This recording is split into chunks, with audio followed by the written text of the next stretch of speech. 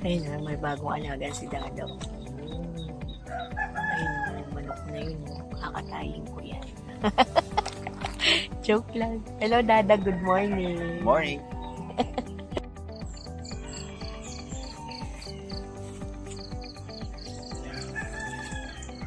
Ang ganda. Ang ganda yun to, tayo. Ha? Tayo ganda. Sa katawan, laki na.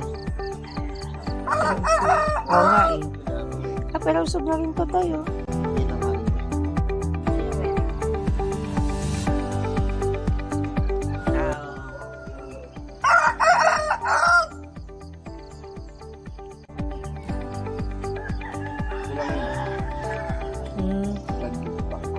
Mahaba.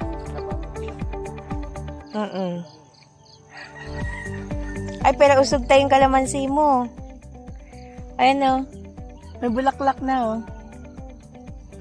Ay. Tapos na sibol o. Ay, tayo. Ay, may mga bagong sibol. Yan, pero usog. Ito naman ang ating pangalawang rambutan. Ito naman ang tanim ni Ate Malo na guyabano. Oh. Ito yung tayo pili. Ito naman yung bananas. Ito ay, anong banana to tayo? Ha? Latundan. Ito ang ating lansones. Pero usog si lansones sa wakas. Nasibul-sibul na rin siya. Ayan, tignan mo tayo. May sibol na rin, oh. Naangat na siya.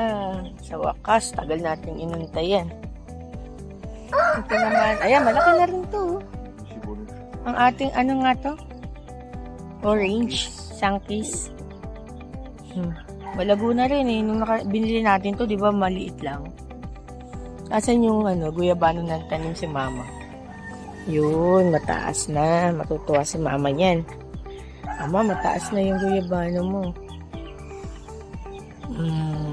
Okay na rin. Ang tagal kong inaantay sumibol. Yung furnace, may sibol naman siya. Kaso katagal-tagal.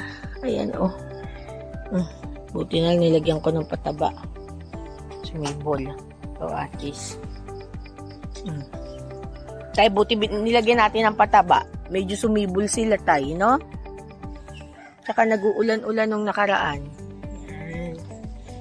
Ito yung ating magandang transfer na kawayan. So, ayan. Ang ating mga alaman. Update.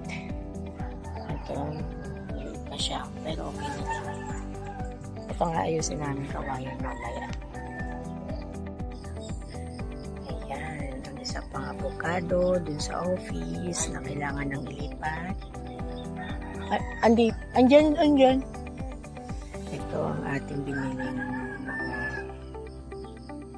bougainvillea at isang langka. Yan, na-transfer natin yan. Naayos sa dadayo ako ito. Tapos magtatanim siya mamaya ng langka. Goda.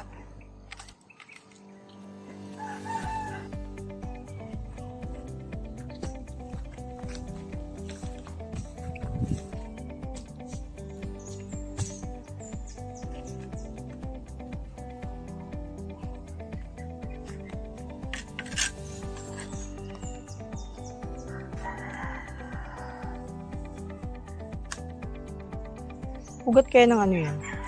Saan? Ha? Mataba ang lupa niya, no? Pag ganyan.